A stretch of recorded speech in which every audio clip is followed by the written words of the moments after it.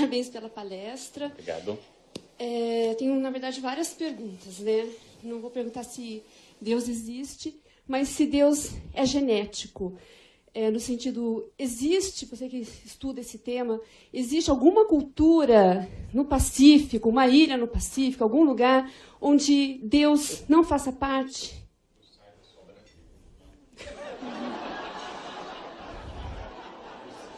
Mas a pergunta é importante, né? A sua pergunta é mais importante, né?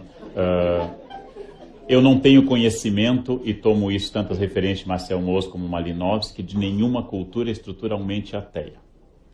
Inclusive, o ateísmo, ao longo dos séculos, é sempre escasso. É um fenômeno escasso.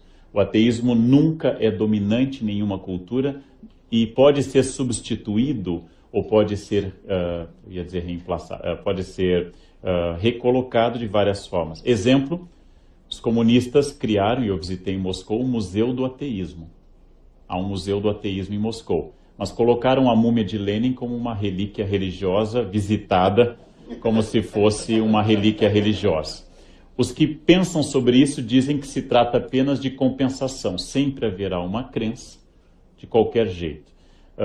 A escola histórica, a gente chama de escola analítica romana, que é que eu trabalho, ela vai dizer que cada um vive a sua crença religiosa ou não religiosa de uma forma específica.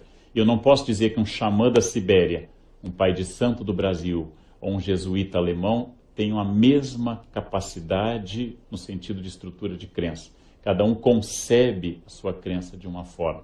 Mas, de fato, e a sua questão é importante por isso, nós não conhecemos nenhuma cultura que seja estruturalmente religiosa. E nós tendemos a ler nas culturas fatos religiosos. Quando encontramos enterros do Paleolítico, acompanhados de amuletos, nós tendemos a dizer que é para acompanhar o morto na outra vida com energia positiva. Mas como não há escrita no Paleolítico e nenhum documento ou testemunho, esta é uma interpretação nossa, jogada sobre o passado.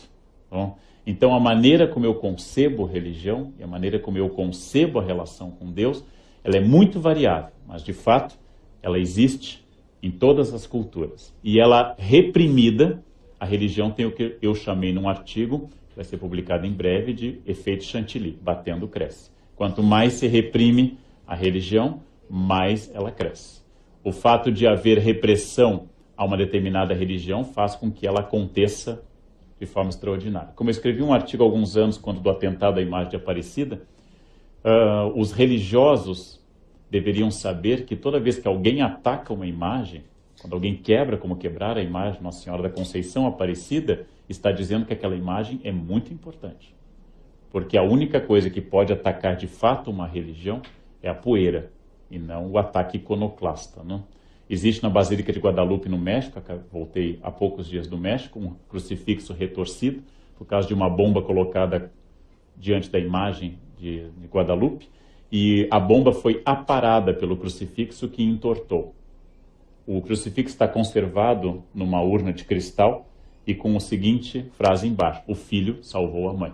Ou seja, o ataque à religião costuma provocar reações ainda mais religiosas.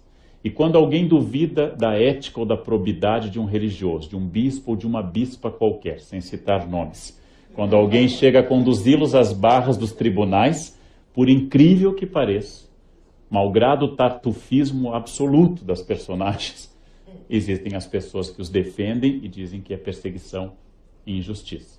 É extraordinário.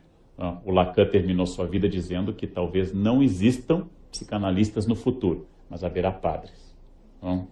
Porque são questões. Eu sempre recomendo às pessoas que a confissão é mais barata que a psicanálise e garante a absolvição ao final, ao contrário da psicanálise, né?